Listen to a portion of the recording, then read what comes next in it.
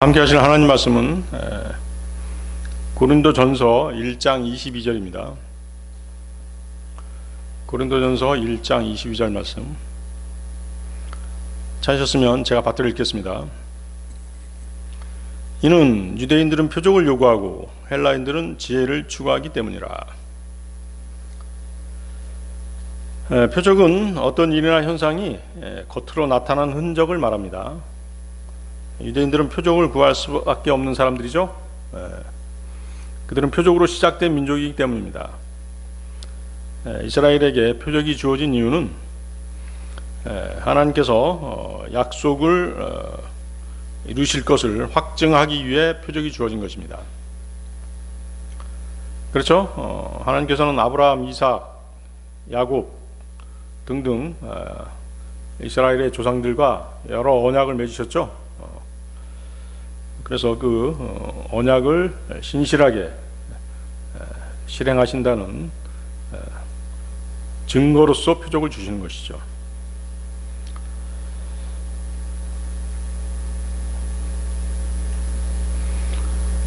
또한 하나님께서는 예언자들을 통해 이스라엘 백성들이 죄를 회개하고 하나님께로 돌아오라고 촉구하시면서 표적을 주시는 것입니다.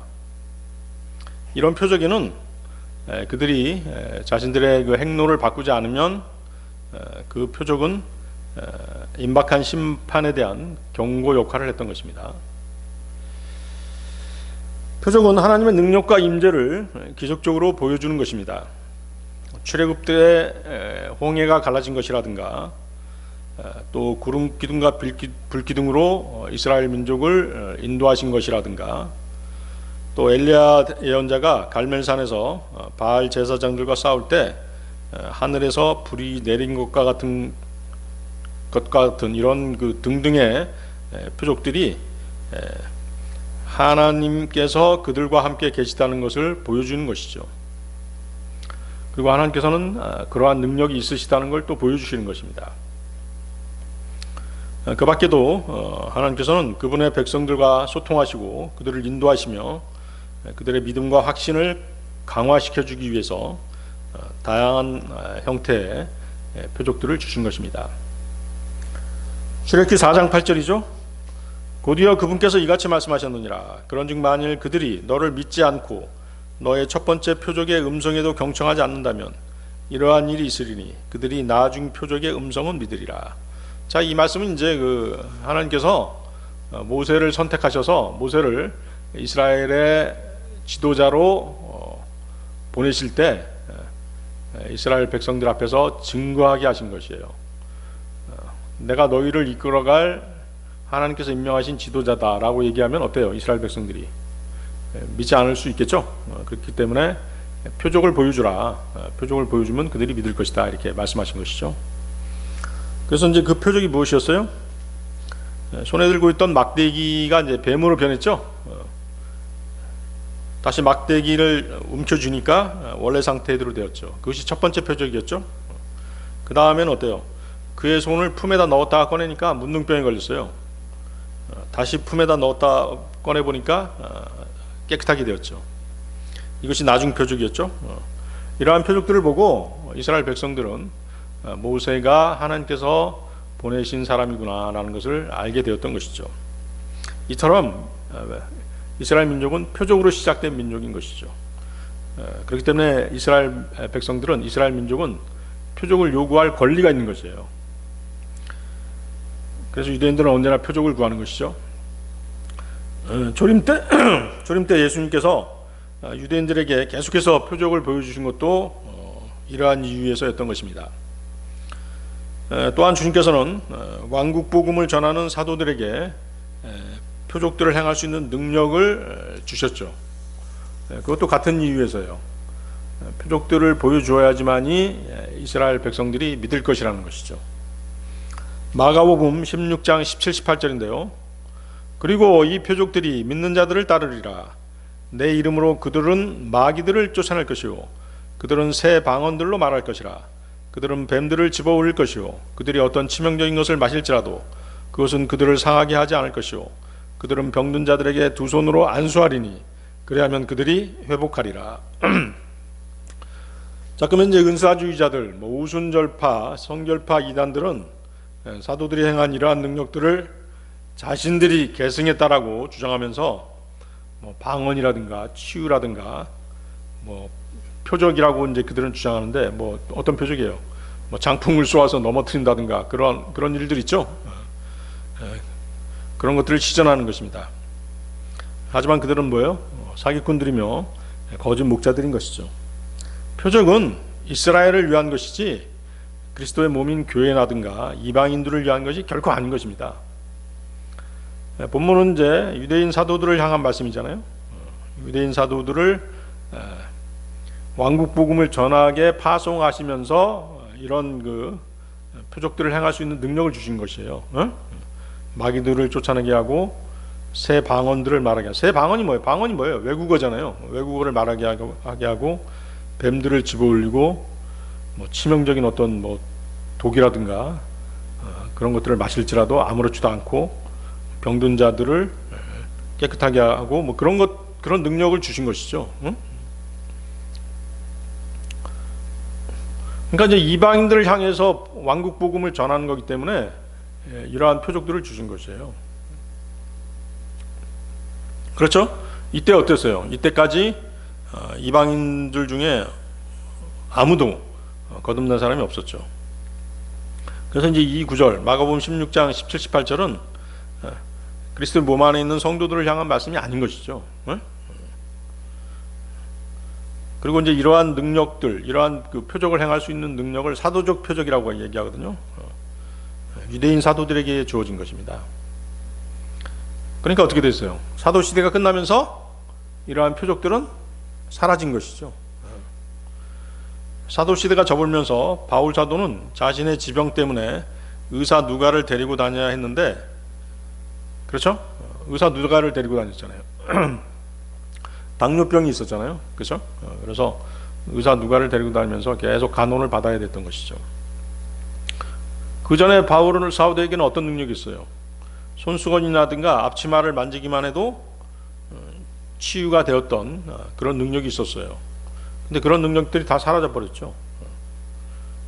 말년에 바울은 자신의 병조차도 의사 누가의 치료에 의지해야 됐고, 또 그 디모데라든가 트로피무스의 병조차도 치료할 수 없었던 것이죠. 그 디모데한테는 뭐라고 얘기했습니까? 디모데전서 5장 23절 보면 너의 위장과 자주 앓는 너의 질환들로 인하여 더는 물만 마시지 말고 소량의 포도즙을 사용하라. 그렇죠? 다른 때 같았으면 이제 치유시켜 줬겠죠. 그렇지만 사도 시대가 이제 끝나가면서 사도적인 표적이 없어졌던 것이죠. 트로피무스는 이제 그 병들었어요. 병들었는데 그 병을 이제 고치지 못했죠. 디모데후서 4장 20절인데요.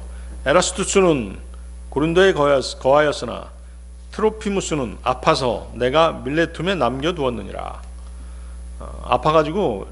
아파서 치유를 한 것이 아니라 어때요?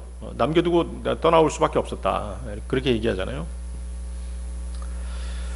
그렇기 때문에 그 사도 시대가 훌쩍 지난 지금 이 시대에 사도들의 표적들과 이적, 기적들을 행한다고 주장하는 사람들은 모두 다 뭐예요? 사기꾼이고 거짓말장이들인 것이죠. 고린도후서 11장 13, 15절에 그렇게 말씀하시죠. 이는 그러한 자들은 거짓 사도들이요 속임수로 가득한 일꾼들이며 그리스도의 사도들로 스스로를 가장하고 있기 때문이라. 그런즉 놀라워할 일이 아니니 사탄 자신도 빛의 천사로 가장되어 있기 때문이라. 그러므로 그의 사역자들이 또한 그 의의 사역자들로 가장된다 할지라도 전혀 대단한 일이 아니니라. 그들의 결말은 그들의 행위들대로 되리라. 자, 표적에 대한 반응은 의외로 그 믿음과 불신이라는 두 극단적인 태도로 나타납니다. 표적을 보여줬다고 해서 그 사람이 믿느냐 하면 그렇지 않다는 것이죠. 그렇죠? 예수님 오셨을 때 어땠어요? 많은 표적, 사인이죠? 이적, 원더, 기적, 미라클 이런 것들을 보여줬음에도 불구하고 어때요? 유대인 종교 지도자들은 예수님을 십자가에 넘겨줬잖아요. 그렇죠? 표적을 보여줬다고 해서, 이적 기적을 보여줬다고 해서 그 사람이 믿음이 더 좋아졌느냐? 그렇지 않다는 거죠. 오히려 불신, 미움 이런 것들이 증가할 수도 있다는 것이에요. 그래서 성경적인 믿음이라는 것은 하나님과 그분의 약속을 신뢰하는 능력으로 나타나야지만이 정상인 것이죠. 그러니까 표적을 보여줬다고 해서 그 사람의 그 믿음이 증가하느냐 하면 절대 그렇지 않다는 것이에요.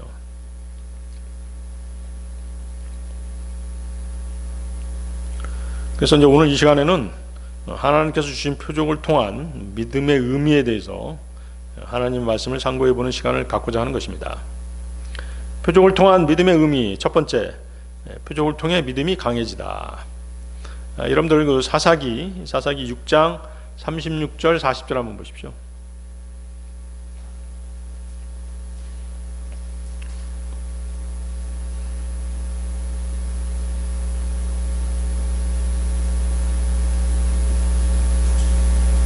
사사기 6장 36절 40절. 그러자 기드온이 하나님께 이같이 말씀드렸더라. 만일 당신께서 친히 말씀하신 대로 제 손을 통하여 이스라엘을 구원하려 하신다면 보소서, 제가 양털에서 난 양털 뭉치 하나를 마당 안에 두겠나이다. 이후에 만일 이슬이 그 양털 뭉치에만 있고 그 밖에 온 땅이 말라 있다면 그때는 제가 당신께서 말씀하신 대로 제 손을 통하여 친히 이스라엘을 구원하려 하시는 줄 알겠나이다. 그러자 그것이 그렇게 되었더라. 이는 그가 아침 일찍 일어나서 그 양털 뭉치를 한꺼번에 꽉 눌렀고 그 양털 뭉치를 비틀어 이슬을 짰더니 물이 대접에 가득하였기 때문이라. 그런 다음에 기드온이 하나님께 말씀드리기를 당신의 분노가 저를 대적하여 달아오르지 않도록 하여 주시옵소서. 그리하시면 제가 이번 한 번만 고하겠나이다. 제가 당신께 간구하오니 이번 한 번만 양털 뭉치로 제가 확인해 볼 수 있게 허락하시옵소서. 이제 그 양털 뭉치만 말라 있고 온 지면 위에는 이슬이 있게 하여 주시옵소서 하였더라. 그러자 하나님께서 그날 밤 그렇게 해 주셨더라. 이는 그 양털 뭉치만 말라 있었고 온 지면 위에는 이슬이 있었기 때문이라. 자, 기드온에게 나타난 표적이었죠. 이때의 상황은 이스라엘이 미디안의 압제 상태에 있을 때였습니다.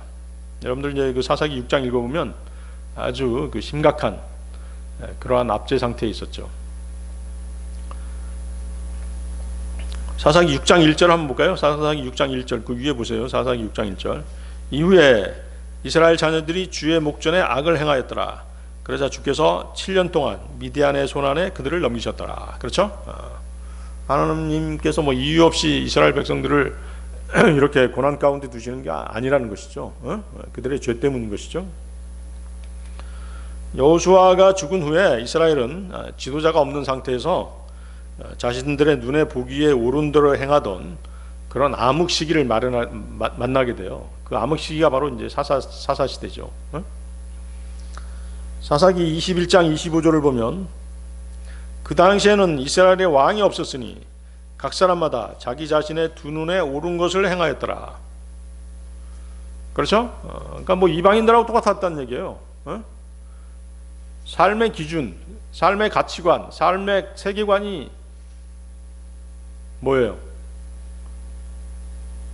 자기들의 의견이 바로 그 기준이었다는 것이에요.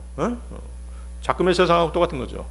그리스도인들은 자신의 삶의 기준, 삶의 가치관, 삶의 세계관을 어디다 둬야 돼요? 하나님 말씀 위에 쌓아야 되잖아요. 그렇죠? 그래서 당시에 이스라엘인들의 그 최종 권위는 뭐예요? 자기 자신이었던 것이죠. 자기 자신의 의견이었어요. 한마디로 뭐예요? 자기들 멋대로 행한 것이죠. 하나님께서 이스라엘에 왕이 없었으니 라고 이렇게 말씀하세요. 이스라엘에 왕이 없었으니. 사실 하나님께서는 왕 세우는 걸 거절하셨잖아요. 그렇지만 왕이 없었으니 라고 말씀하신 것은 어떤 이유에서였을까요?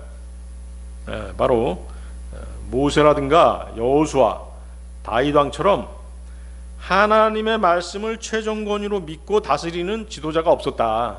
그렇게 말씀하신 것이에요. 아시겠죠?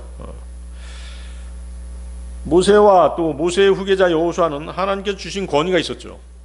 그 권위는 하나님의 기록된 말씀에서 나온 것이었습니다. 모세와 여호수아가 하나님이 주신 율법책대로 행했기 때문에 그들은 왕의 권위를 가지고 이스라엘을 인도할 수 있었던 것입니다. 자, 이제 본문 다시 돌아가 보겠습니다. 본문은 기드온이 하나님께서 자신을 사용해서 이스라엘을 구원하려고 하신다는 것을 표적을 통해 확인하고 싶어하는 그런 장면입니다. 거기 36절 보십시오. 만일 당신께서 친히 말씀하신 대로 제 손을 통하여 이스라엘을 구원하려 하신다면, 그렇죠? 기드온은 여전히 하나님의 부르심을 의심하고 있는 것이죠. 그러나 하나님께서는 죄인들에 대해 오래 참아주시듯이 기드온의 경우도 오래 참아주십니다. 기드온이 원한 표적은 무엇이었어요? 양털을 취해서 그것을 밤새 야외에 밖에 두고 양털에만 이슬이 맺히고 주변 땅에는 이제 이슬이 없다면 하나님의 응답인 것으로 받아들이고자 했던 것입니다. 하나님께서는 기드온의 요청을 받아주셨죠? 다음날 아침 기드온이 양털을 집어들고 손으로 꽉 짜니까 어때요? 물그릇이 가득 채워졌죠? 그리고 이제 그 주변 땅은 말라 있었어요. 근데 어때요? 기드온은 그럼에도 불구하고 어때요? 확신을 얻지 못했죠. 그 일이 밤새 일어난 자연 현상일 수도 있다는 그 합리적인 의심을 했던 것이죠. 그렇죠? 그 양털이 주변 땅의 물을 다 흡수한 것일 수도 있다라고 생각한 것이에요. 그래서 기드온은 자신의 요청을 바꿔서 하나님께 양털은 마르게 하고 땅은 젖게 해달라고 그렇게 요청했죠. 하나님께서 어때요? 그 요청도 받아주셨죠? 기드온은 미디안과 아말렉과의 결전을 이제 앞두고 있었죠. 그는 그 싸움을 피하고 싶은 생각이 없었어요. 이미 그 싸움을 위해서 동족들을 불러 모은 그런 상태에 있었습니다. 그럼에도 불구하고 그의 나약한 믿음은 여전히 죽음의 공포를 떨치지 못했던 것입니다. 그래서 기드온은 하나님께서 주신 표적으로 자신의 나약한 믿음을 강화시키고 싶어 했던 것입니다.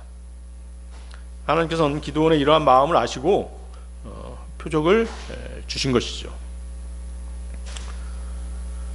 지금의 그리스도인들도 마찬가지죠. 지금의 그리스도인들은 어때요? 표적을 구할 수 있어요, 없어요? 표적을 구할 수 있는 건 아니죠. 표적은 이스라엘에게만 허락된 것이기 때문에 그리스도인들은 표적을 구할 수 있는 사람들이 아니죠. 그러면 우리는 어떻게 해야 돼요? 우리 그리스도인은 어떻게 해야 되죠? 자신의 나약한 믿음을 강화시키는 방법은 기도하는 것이죠. 기도해야 되는 것입니다. 그리스도인은 모든 것을 성경으로 판단하는 사람들이죠. 성경에 게시된 하나님의 분명한 말씀과 어긋나는 일이라면 하지 말아야 되는 것입니다. 문제는 그 말씀에 순종하는 믿음이 있느냐의 여부인데, 믿음이 없는 완악한 마음은 하나님의 말씀이 주어져도 불순종하기 마련인 것입니다. 믿음의 결과는 순종이에요.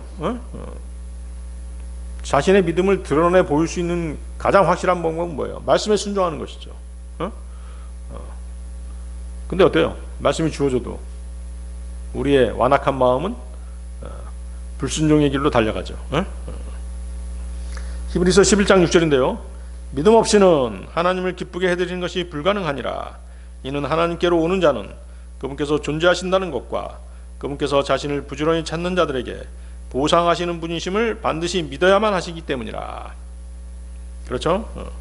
성경이 완성된 작금의 그리스도인은, 신약 그리스도인들은 하나님께서 표적을 주시지 않기 때문에 기도하는 가운데 하나님께서 자신을 붙들어 주실 것을 믿어야 되는 것입니다. 기도하는 가운데 말씀이 주어졌음에도 불구하고 말씀에 대한 불순종의 길로 나아간다면 어떻게 될까요? 그런 일이 분명히 여러분들한테 있을 수 있어요. 자기가 어떤 고통 가운데 있어요. 그래서 하나님한테 계속 기도했는데 응답이 없는 거야. 그래가지고 이제 친구한테 전화하고 뭐 변호사도 사고 이런 일 저런 일 해가지고 이제 내 이 일을 꼭 마무리하겠어 하면서 이제 추진하고 있는데 갑자기 어때요? 하나님께서 말씀을 주시는 거예요. 말씀이 막 생각나게 하시는 거야. 근데 자기가 추진하는 방향과 하나님의 말씀과 어떻게 완전히 배치되는 그런 경우가 있단 말이에요. 그럼 어떻게 할까요, 여러분들? 자기가 추진했던 모든 것들을 다 때려치고 다 막살하고 어때요? 하나님 말씀을 쫓아가야 되는데 그게 안 된단 말이에요.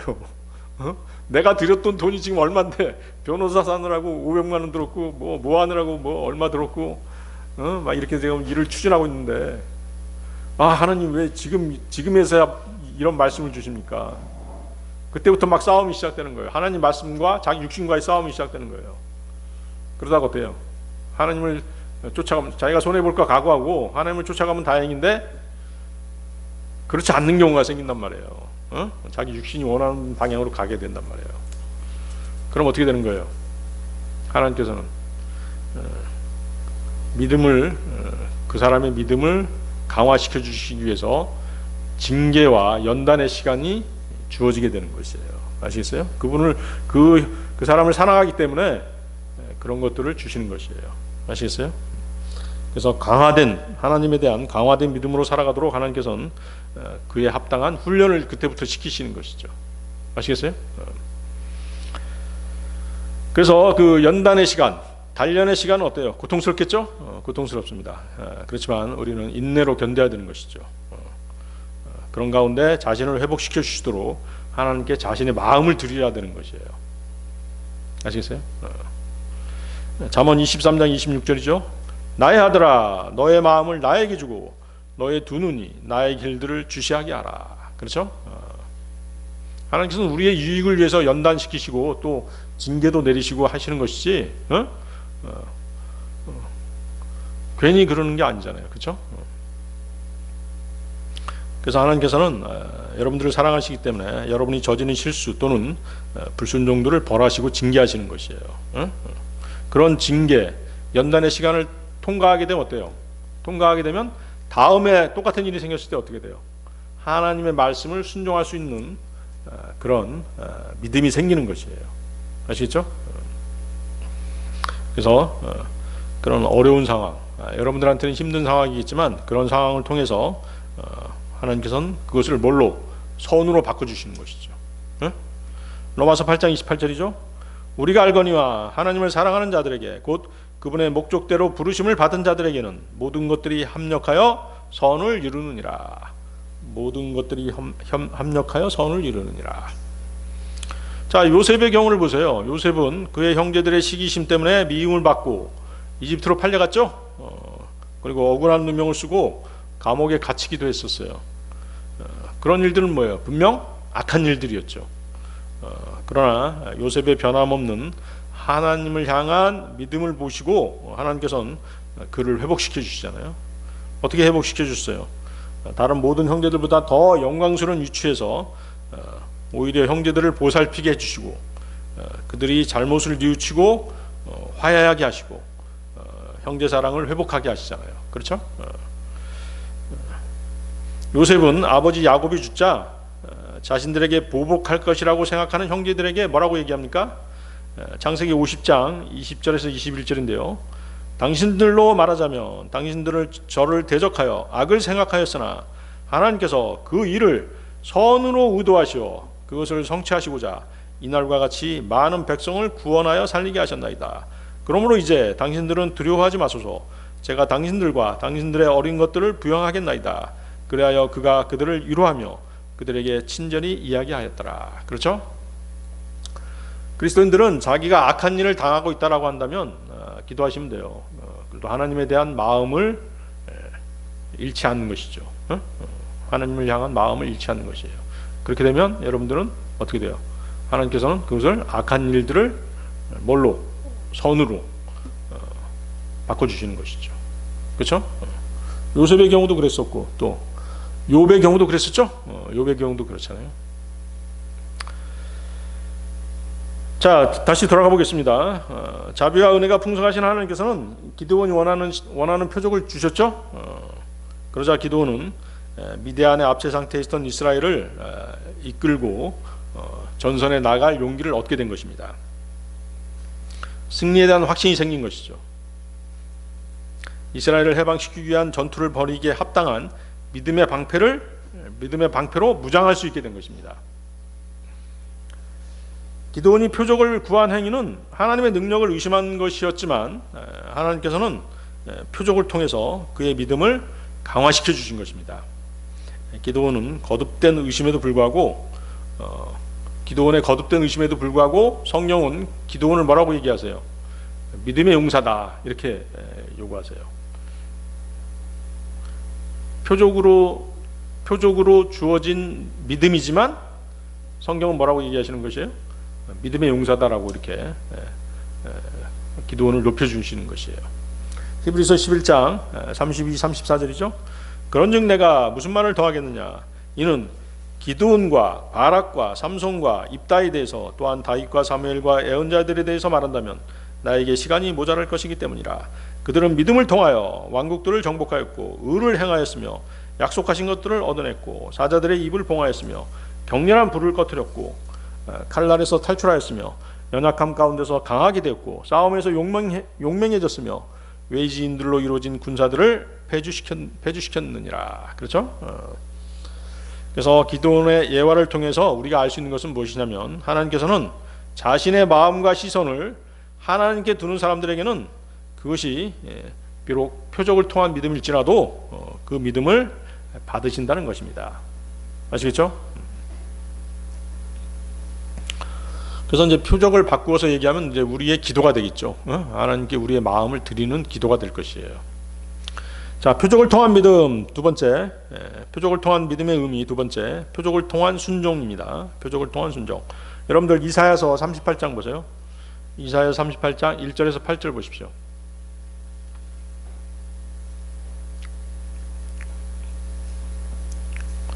이사야서 38장 1절에서 8절 말씀.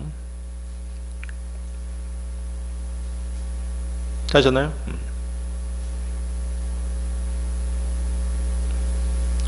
그 당시에 히스키야가 병들어 죽게 되었더라. 그러자 아모즈의 아들 예언자 이사야가 그에게 와서 그에게 말하기를 주가 이같이 말하노라. 너의 집을 정리하라. 이는 내가 죽고 살지 못할 것이기 때문이라 하였더라. 그때 히스키야가 벽을 향하여 자기 얼굴을 돌리고 주께 기도하였으니 말씀드리기를 오 주여 제가 당신께 간청하오니 제가 당신 앞에서 완전한 마음으로 진리 안에서 어떻게 살아갔으며 당신의 목전에서 선한 것을 어떻게 행하였는지를 이제 기억하여 주소서 하였더라. 그러면서 히스키야가 심히 울었더라. 그때 주의 말씀이 이사야에게 임하여 이같이 말씀하셨느니라. 가서 히스키야에게 말하라. 주 곧 너희 조상 다윗의 하나님이 이같이 말하노라. 내가 너의 기도를 들었고 내가 너의 눈물들을 보았노라. 보라 내가 너의 날들에 15년을 더하겠노라. 그리고 내가 너와 이 도시를 아시리아 왕의 손에서 구출하겠노라. 그리하여 내가 이 도시를 수호할 것이라. 그리고 이것은 주로부터 너에게 있을 표적이 되리니 곧 주가 자신이 말한 이것을 실행하겠다는 것이라. 보라 내가 아하지의 해시계 안에서 이미 내려간 그림자 각도들을 10도 뒤로 다시 물러가게 하리라. 그렇게 하여 해가 그것이 이미 내려갔던 각도들대로 10도가 되돌아갔더라. 자, 이때는 이제 거기 보세요. 그 당시라고 돼 있죠. 그 당시는 어느 때냐면 히스기야 통치 14년째 되던 해예요. 히스기야 통치 14년인데 하나님께서 지금 히스기야에게 몇 년을 더 살게 해주시겠다고 얘기하세요. 15년 더 살게 해주시겠다고 말씀하시죠. 그래서 히스기야는 총 29년 통치했던 것이에요. 아시겠죠? 히스기야의 그 병명이 무엇인지는 나와 있지 않습니다. 그렇지만 이제 여러분들이 여기 잡고 열왕기하 20장 보면 이제 내용이 이제 중복되는 내용이에요. 아시겠죠? 그래서 이사야서에 없는 내용이 열왕기하 20장에 있고 열왕기하 20장에 없는 내용이 이사야서 38장에 있는 것이에요. 그래서 열왕기하 20장 7절의 말씀을 보면 그 히스기야에게 생겼던 병이 그 악성 종기 같은 것이었어요. 그래서 어떻게 할 수 있냐면 이제 거기 열왕기하 20장 7절에 뭐라고 말씀하세요? 그런즉 이사야가 말하기를 무화과들 한 덩어리를 가져오라 하였더라. 그러자 그들이 그것을 가져와서 종기 위에 올렸고 그가 회복되었더라. 그렇죠? 어떤 악성 종기가 났던 것이죠. 자, 이제 히스기야는 이제 그 평소 하나님과 바른 관계 속에 있었어요. 그의 죽음을 예고한 이사야 선지자, 이사야 예언자의 출현이 바로 그것을 증명하는 것이죠. 하나님과 바른 관계 없었으면 어때요? 하나님께서 히스기야를 생각하지 않으셨다면 이사야 선지자를 안 보내, 이사야 예언자를 안 보내셨겠죠? 그래서 이사야 예언자의 출현은 하나님께서 히스기야를 버리지 않으셨다는 그 암시이기도 한 것이죠. 자, 이사야가 와서 뭐라고 얘기합니까? 당신이 더 이상 살 가망이 없다라고 말하죠. 자, 이 상황에서 인간의 생사 여타를 주신 하나님의 기적적인 개인만이 왕의 생명을 연장시킬 수 있는 것이에요. 그렇죠? 이때 히스기야는 여러분들이 이제 이 히스기야가 취한 태도를 주목해 보셔야 돼요.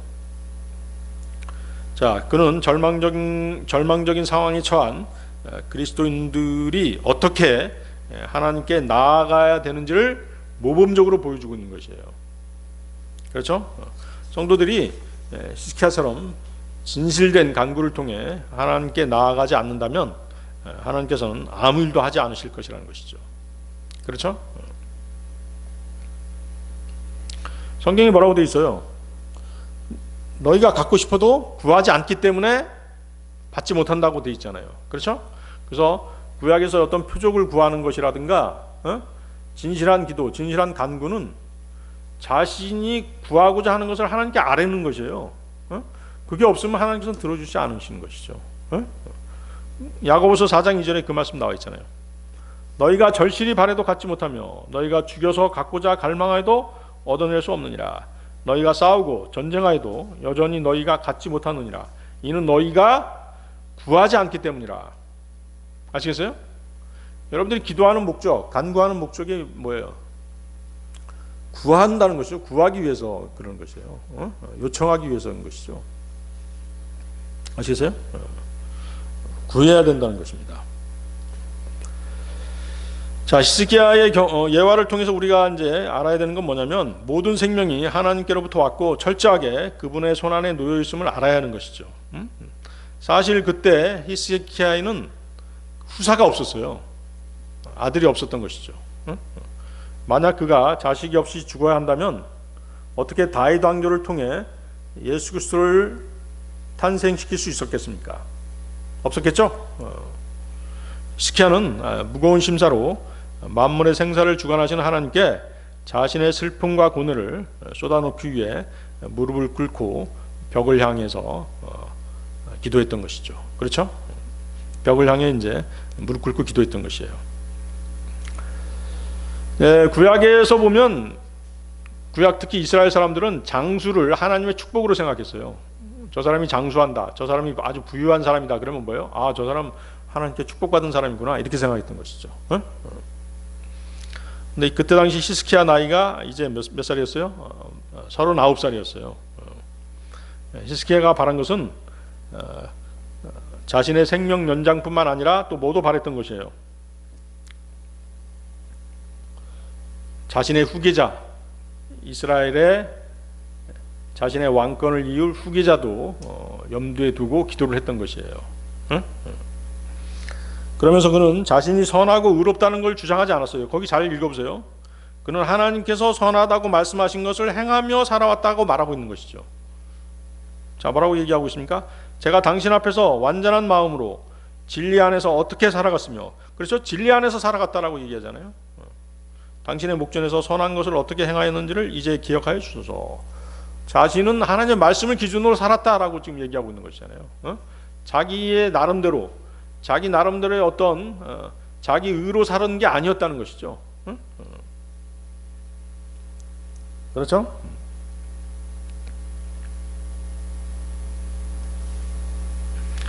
자, 그러면서 이제 그런 자신의 후계자가 없이 죽어야 하는 것에 대해서 하나님께서 관심을 가져다 주시도록 그렇게 기도했다는 것을 이제 하나님의 답변을 통해서 우리는 알 수 있어요.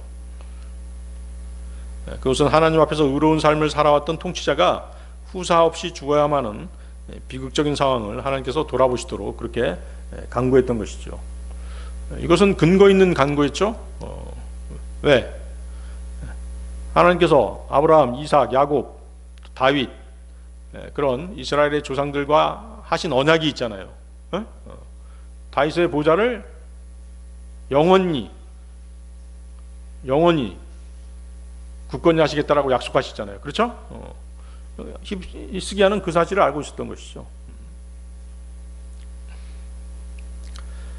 자, 히스기야의 전심으로 드린 기도는 즉각적으로 이사야를 통해서 이제 응답이 되게 됩니다.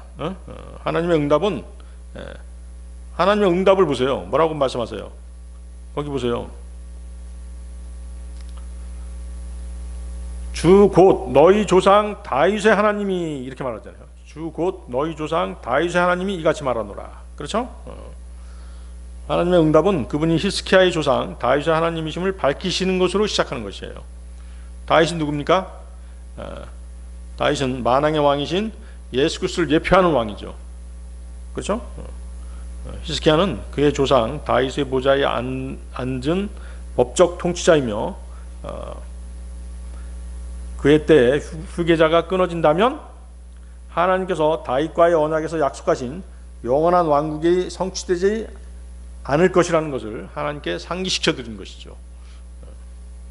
하나님께서는 그분의 결정을 쉽게 바꾸시는 분이 아니시지만 히스기야의 기도를 듣고 생각을 바꾸시는 것이죠. 물론 모르겠어요. 하나님께서는 이제 일부러 히스기야의 마음을 떠보기 위해서, 시험하기 위해서 이렇게 하셨는지도 모르죠. 사실은 야고보서 1장 17절이죠. 모든 좋은 선물과 모든 완전한 선물이 저마다 위로부터 곧 빛들의 아버지께로부터 내려오나니 그분께서는 변함도 없고 회전하는 그림자도 없느니라. 히스기야의 그 통곡의 기도를 들으신 하나님께서는 그에게 오로지 그분의 선한 목적대로 살아가는 방책을 제시하십니다. 철저하게 주님만을 의지하게 하시고 오직 주님께만 도움을 구하도록 조치하시는 것이죠. 그리고 오직 다윗의 하나님 안에서만 구원과 도움이 있음을 깨닫게 하시고 인정하게 하시는 것이죠. 하나님께서 왜 이렇게 하셨을까요? 히스기야는 자기가 진리 안에서 주님을 열심히 섬기면서 살아왔다라고 주장했는데 하나님께서 왜 이렇게 조치하셨는가 하는 것이죠. 히스기야 왕이 아무리 경건한 왕일지라도 어때요? 영적으로 방심하고 스스로 높아지려고 하면 범법의 여지가 있는 것이죠. 그렇죠?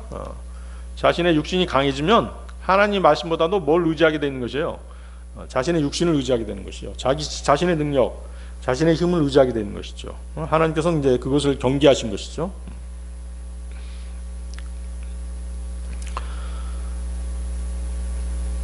하나님의 지속적인 은혜에도 불구하고 육신의 나약함과 어리석음으로 인해서 하나님이 아닌 다른 것을 의지할 수 있었기 때문에 그런 암시를 주신 것이죠.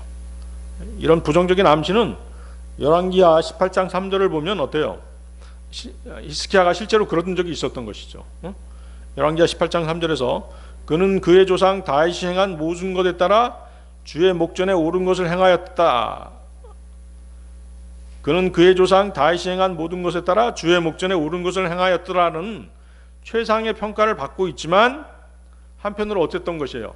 아시리아의 1차 침공 때 히스기야는 어땠어요? 하나님의 힘을 의지한 것이 아니라 인간적인 방법, 곧 아시리아의 조공을 바침으로써 그 문제를 해결하고 했던 부족한 믿음이 있었던 것이죠.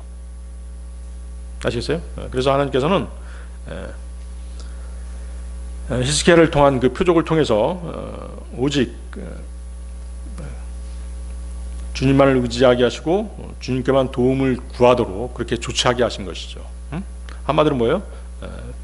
히스기야의 믿음을 더 강화시켜 주신 것이죠. 왕하 18장 15, 16절을 보면 이제 그 히스기야가 그 아시리아에게 조공을 바친 그런 내용들이 나오죠. 이후에 주의 집안과 왕의 집의 보물 창고들 안에서 발견된 모든 은을 히스기야가 그에게 주었더라. 아시리아 왕에게 주었던 것이에요. 그때 히스기야가 주의 성전에 속한 문들에서 또 유다 왕 히스기야가 금을 입힌 기둥들에서 금을 뜯어냈고 그것을 아시리아 왕에게 주었더라. 그렇죠? 그래서 이제 히스기야는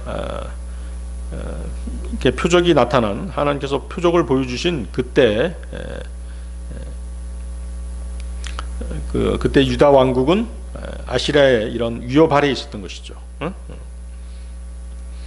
그렇게 이제 하나님께서는 히스기야의 기도를 들으시고, 통곡의 기도였죠. 기도를 들으시고 이제 그의 생명을 15년 동안 더 연장시켜 주시고, 또 어떤 일도 베풀어 주세요.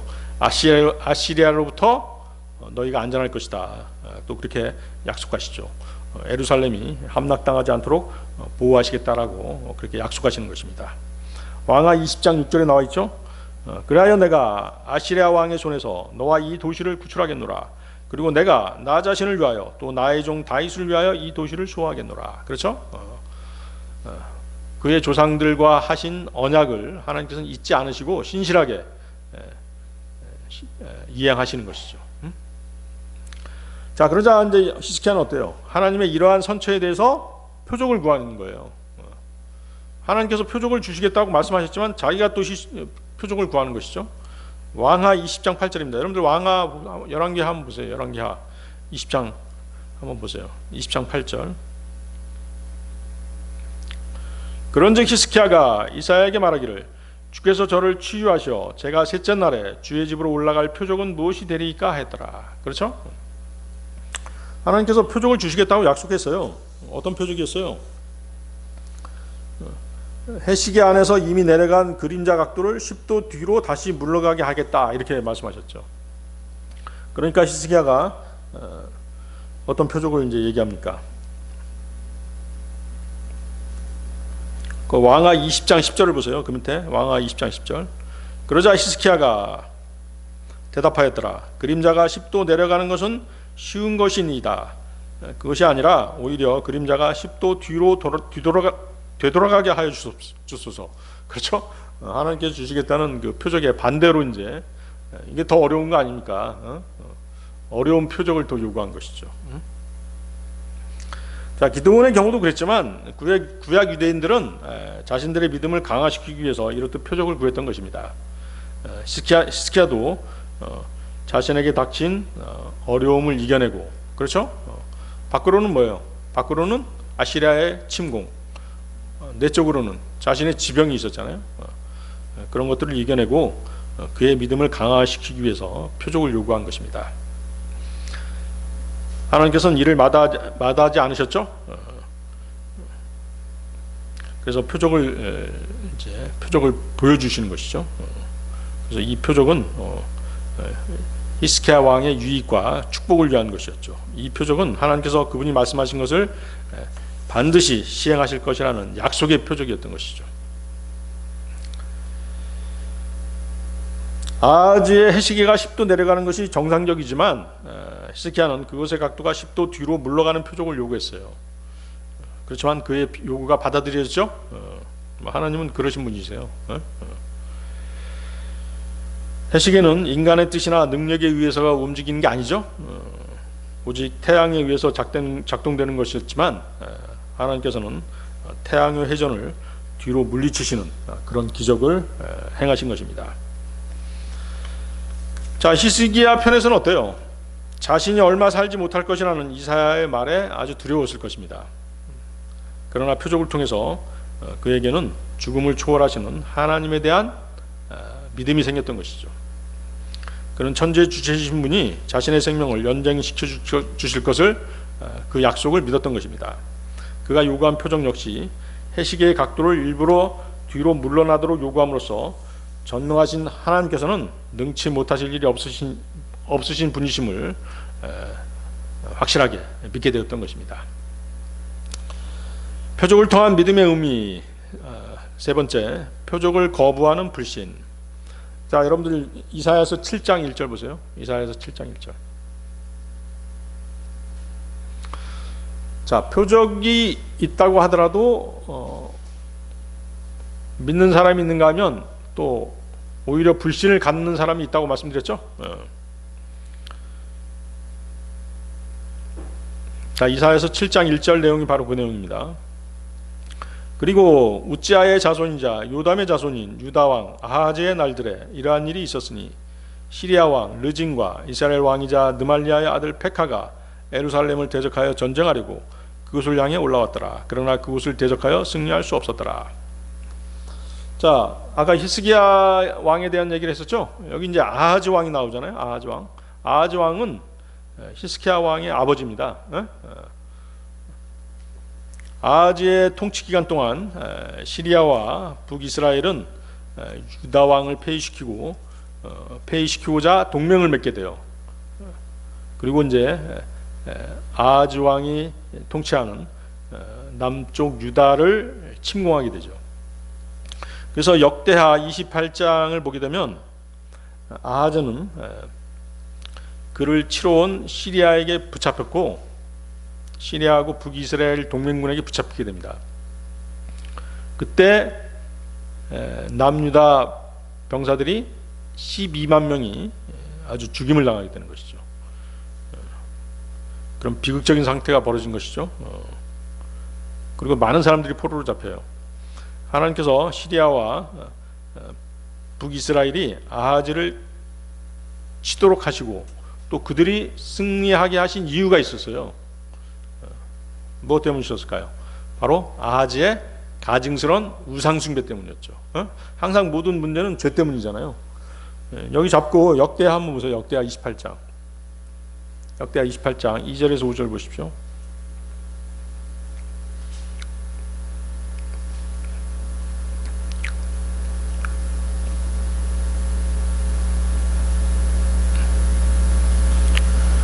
이는 그가 이스라엘 왕들의 길들 가운데 살아갔으며 바알들을 위하여 주조된 형상들도 만들었기 때문이라. 이뿐만 아니라 그는 흰놈의 아들의 골짜기에서 향을 태웠고 주께서 이스라엘 자녀들 앞에서 쫓아내신 이교도들의 가증함들을 따라 그의 자식들을 불 속에 태웠더라. 그는 또한 높은 저소들 안에서와 언덕들 위에서와 각각의 모든 푸른 나무 아래에서 희생제물을 바치면서 향을 태웠더라. 이러한 이유로 그의 하나님께서 그를 시리아 왕의 손안에 넘기셨더라. 그런즉 그들이 그를 쳤고 그들 중에서 수많은 무리를 포로들로 잡아갔으며 그들을 다마스쿠스로 데려갔더라. 그리고 또한 그는 이스라엘 왕의 손안에 넘겨졌으니 그가 그를 대대적인 살육으로 쳤더라. 그렇죠? 그래서 이러한 죄 때문에 아하즈는 시리아와 북이스라엘의 침공을 받은 것이에요. 그리고 이스라엘 왕에게 잡혔죠.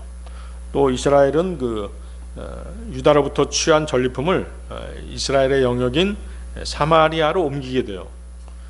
그런데 사마리아로 돌아오는 군대들에 앞서 와 있었던 예언자가 한 명 있었어요.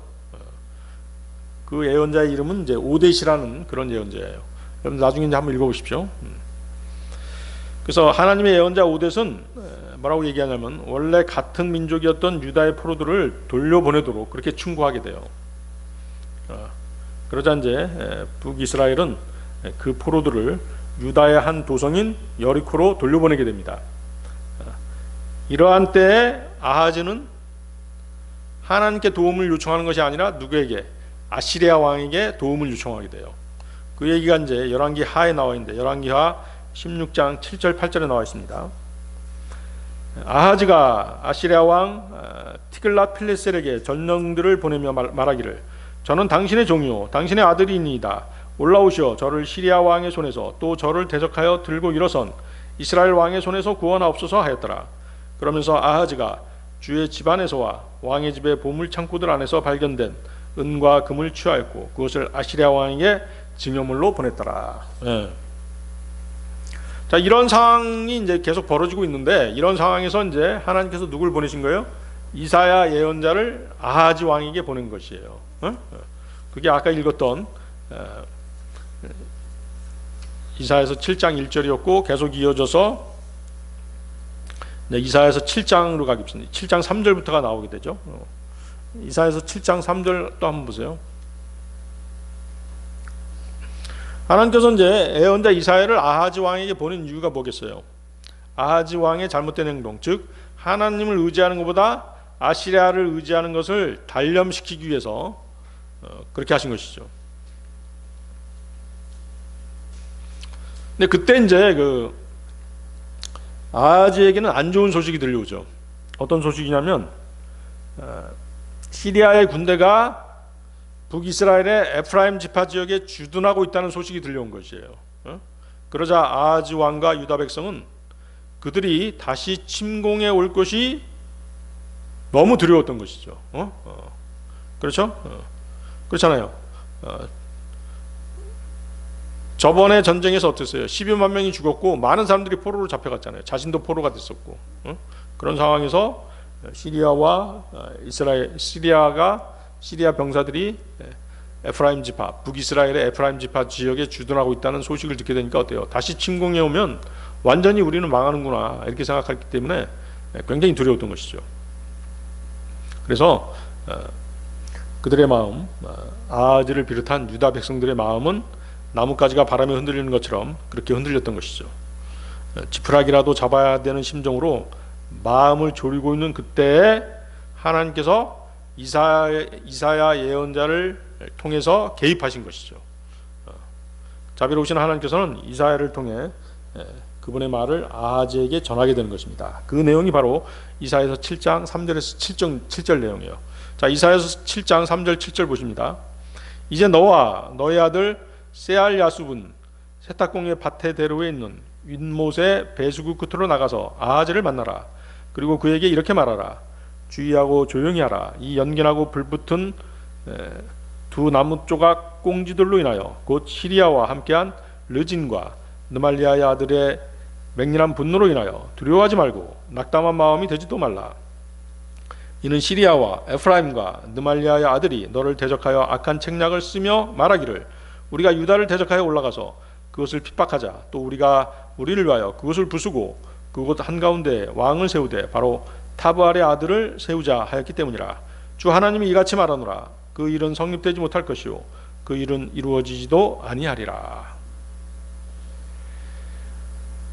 자, 하나님께서는 참으로 자비로우시죠. 그런 아주 심각한 사악한 우상 숭배자인 아하즈를 끝까지 돌보시려고 하시는 것이죠. 하나님께서 이사야 예언자로 하여금 그의 아들 세알 야숲을 같이 가도록 하신 이유가 있었어요. 그렇죠? 거기 보세요. 3절 보면 어때요? 이사야로 하여금 이사야의 아들 세알 야숲을 함께 가도록 그렇게 말씀하시죠? 왜 그러셨을까요? 그 세알 야숲의 이름 뜻이 뭘까요? 남은 자가 돌아온다 이런 뜻이에요. 남은 자가 돌아온다. 그래서 이사야에게 그의 아들 세알 야숲이 함께함으로써 하나님의 진노의 심판이 있을지라도 남은 자가 구원을 받는다는 사실을 아하즈 왕 앞에서 생생하게 보여주기 위해서 그렇게 하신 것이죠. 이사야의 아들 세알 야숲은 살아서 남은 자가 돌아온다는 소망의 표적이었던 것입니다. 아울러 아하즈 왕으로 하여금 하나님으로부터 오는 이사야를 통한 하나님의 말씀이죠. 그 말씀을 겸비하게 받아들이도록 준비시켜줄 하나의 표식이었던 것이죠.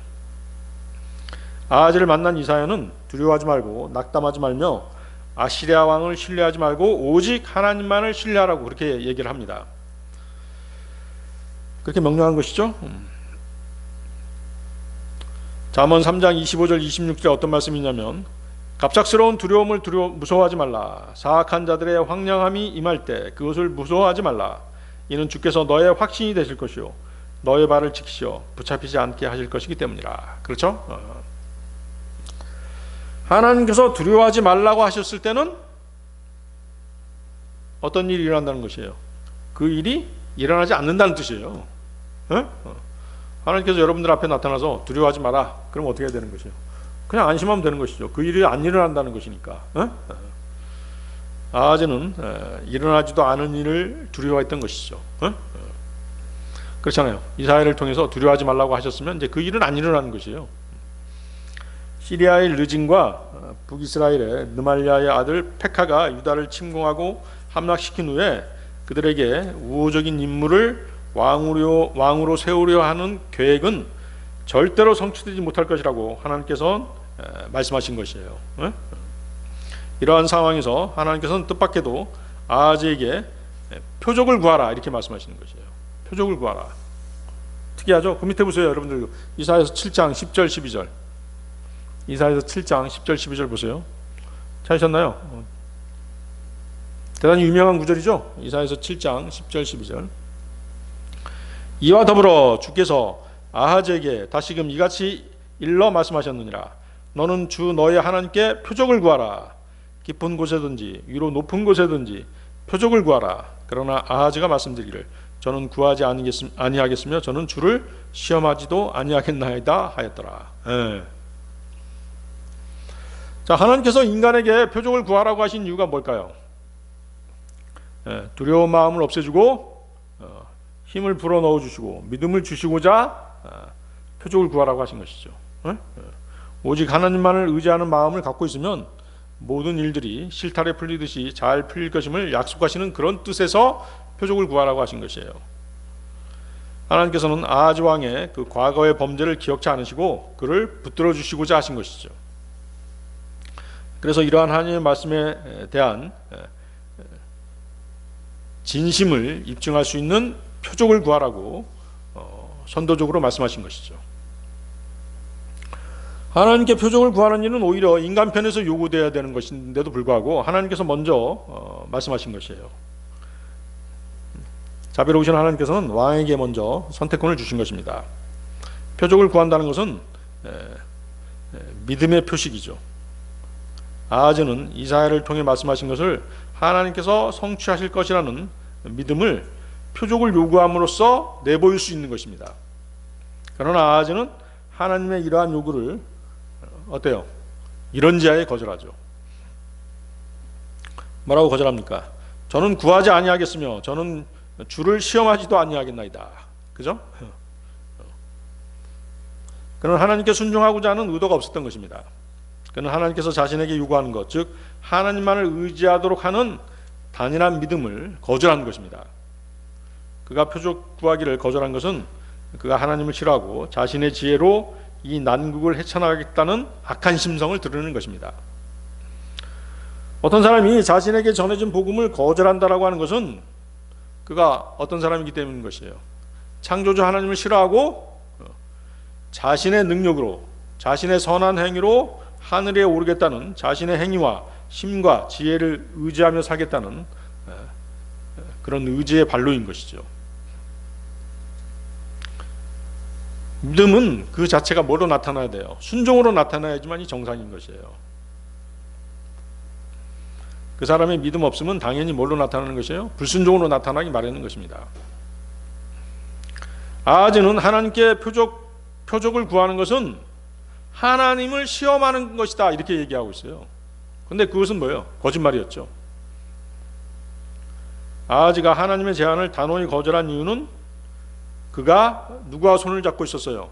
아시리아와 손을 잡고 아시리아 제국으로부터 도움을 받겠다는 것을 이미 결심하고 있었기 때문이라는 것이죠. 아시겠어요? 아까 말씀드렸잖아요.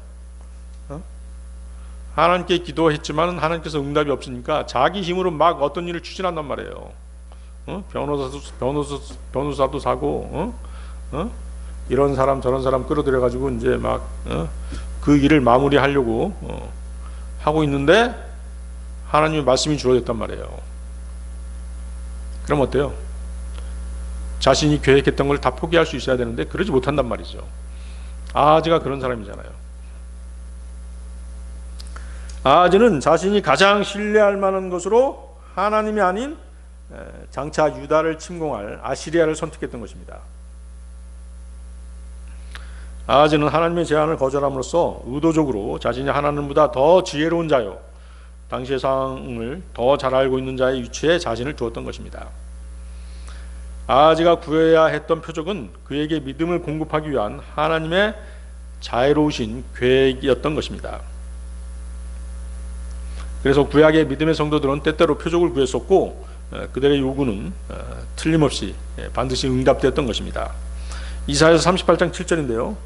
그리고 이것은 주로부터 너에게 있을 표적이 되리니 곧 주가 자신이 말한 이것을 실행하겠다는 것이라. 표적을 주시는 이유는 하나님께서 말씀하신 것을 실행하겠다는 그 표적이라는 것이죠.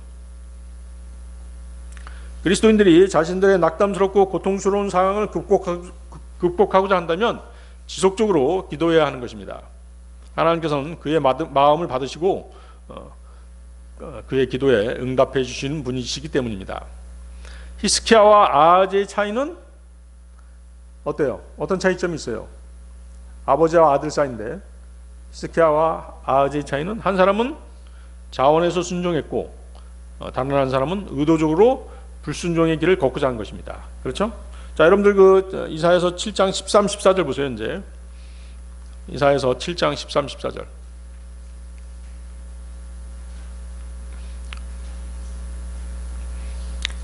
아까 읽었던 것보다 더 중요한 내용이죠.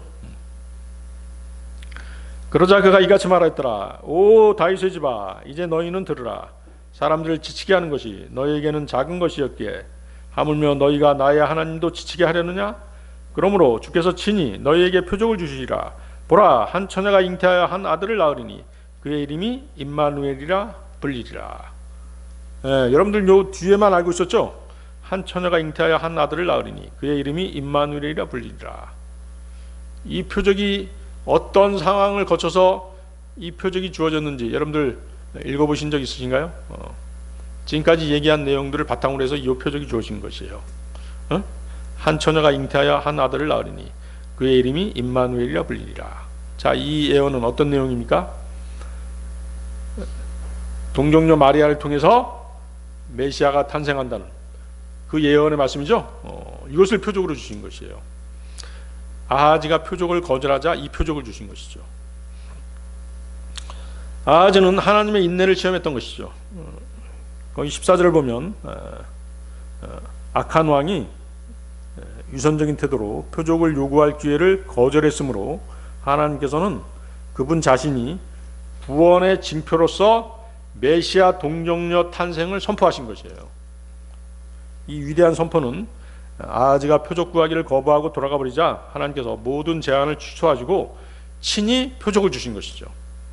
아하즈는 자신이 만족할 수 있는 어떠한 표적이든 구할 수 있었죠. 그러나 그의 믿음 없음은 그러한 특권을 내던져 버린 것입니다. 그래서 그는 더 이상 하나님께서 주시는 특권을 누릴 수 없게 되어 버린 것이죠.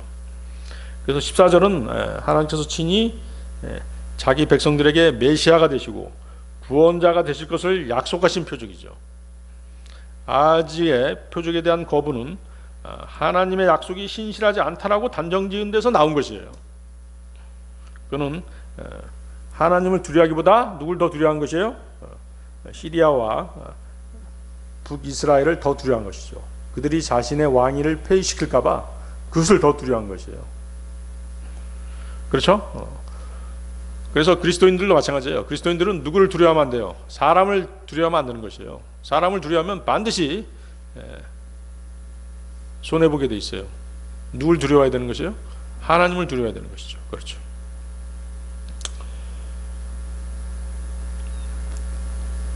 자, 그래서 아하즈는 어떤 말씀? 열왕기하 8장 25절 말씀을 완전히 거부한 것이죠. 열왕기하 8장 25절 말씀이 어떤 말씀이에요? 하나님께서 다윗에게 약속하신 말씀인데요. 이스라엘의 보좌에 앉을 사람이 나의 목전에서 너에게 한 명도 끊기지 아니하리라. 그렇죠? 다윗에게 한 약속이란 말이에요. 너의 후손들이 계속 왕위를 이어갈 것이다. 이렇게 약속하셨는데도 불구하고 아하즈는 어때요? 자기가 왕권을 뺏길까봐, 시리아하고 이스라엘에게 왕권을 뺏길까봐, 폐위당할까봐 그걸 더 두려워한 것이란 말이죠. 그래서 표적을 거부하는 아하즈의 태도를 보시는 하나님께서는 하나님 자신이 온 이스라엘과 유다와 온 세상의 구원자가 되신다는 더 큰 표적을 주셔야 했던 것이죠. 아하즈가 하나님을 신뢰하지 않는 것은 이스라엘에 대한 하나님의 계획에 아무런 영향을 끼치지 못했던 것이죠. 하나님께서는 메시아의 동정녀 탄생에 대한 표적을 제시함으로써 아하즈의 불신과는 상관없이 그분의 목적이 성취될 것임을 증명해 주신 것이에요. 증명해 보여주신 것이죠. 하나님께서는 이스라엘 조상들과 하신 그분의 약속을 지키시는 그분의 신실하심을 나타내 보이셨고 아하즈의 불신을 뛰어넘는 훨씬 위대한, 즉 온 인류에 대한 구원 계획을 표적으로 주신 것입니다. 이 표적은 2000년 전에 예수 그리스도께서 동정녀 마리아를 통해 이 땅에 오심으로써 이미 성취되었던 것이죠.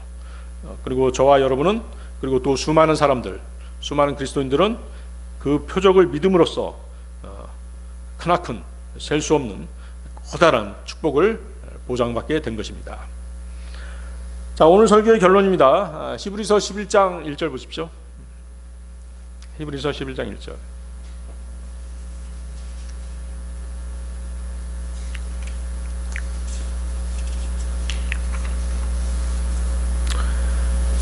이제 믿음은 소망되는 것들의 실체요 보이지 않는 것들의 증명이로다. 자, 믿음은 보이지 않죠? 만져볼 수 있는 것도 아닙니다. 그러나 하나님께서는 구약 성도들에게는 믿음을 만져볼 수 있게 하셨죠. 목격하게 하셨죠. 어떻게 그렇게 하셨어요? 표적을 통해서 그렇게 하신 것이에요.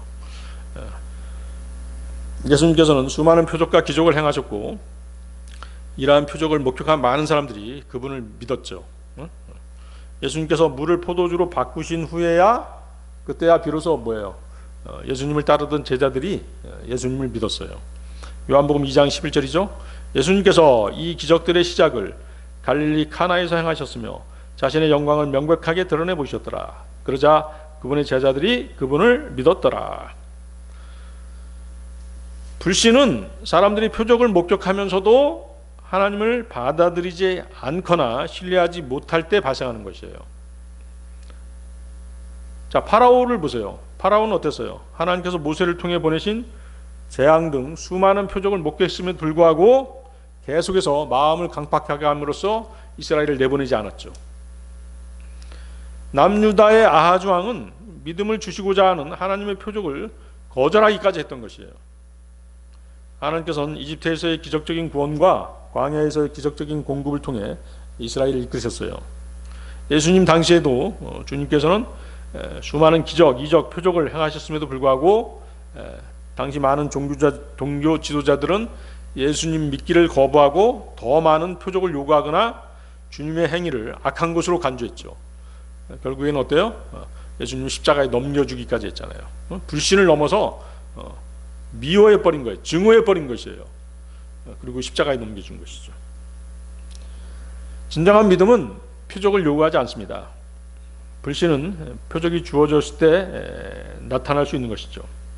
표적은 믿음을 강화시켜 주긴 하지만 믿음을 보장해 주진 않는 것이에요.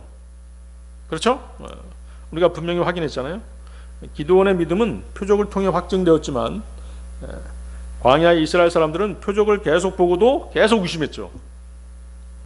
성경에서의 표적은 믿음을 확증하기 위한 것이지만 불신을 드러낼 수도 있는 것입니다. 믿음은 표적이 없더라도 하나님을 신뢰할 수 있지만 불신은 표적이 분명하더라도 신뢰하지 않는 행동으로 나타날 수 있는 것입니다. 믿음에 관해서 주님은 보지 않고 믿는 자가 복이 있다 라고 말씀하셨죠. 요한복음 20장 29절인데요 예수님께서 그에게 말씀하시기를 도마야 내가 나를 보았으므로 내가 믿었도다. 보지 않았음에도 믿는 자들은 복되도다. 그래서 믿음이란 비록 보이지는 않지만 만질 수 있을 만큼 확실한 것이에요. 우리가 믿든지 안 믿든지 하나님의 말씀은 그 자체가 사실이잖아요. 진리죠. 우리가 믿을 때 그 사실은 우리에게 확실하게 증거되는 것이에요. 자, 예를 들어서 아브라함의 경우 보세요. 아브라함은 사라를 통해 후사를 주시겠다라고 하는 하나님의 약속을 믿었죠. 그래서 생리적으로 사라가 아이를 가질 수 없음에도 아브라함은 하나님의 약속을 믿은 것입니다. 하나님께서는 아브라함의 믿음대로 아브라함이 몇 살 때? 100살 때, 사라가 90살 때 그때 아들 이삭을 주신 것이죠. 이렇듯 믿음은 소망하는 것들에 대한 실체이고 또 보이지 않는 것들의 증명인 것입니다. 네, 다 같이 기도하시겠습니다.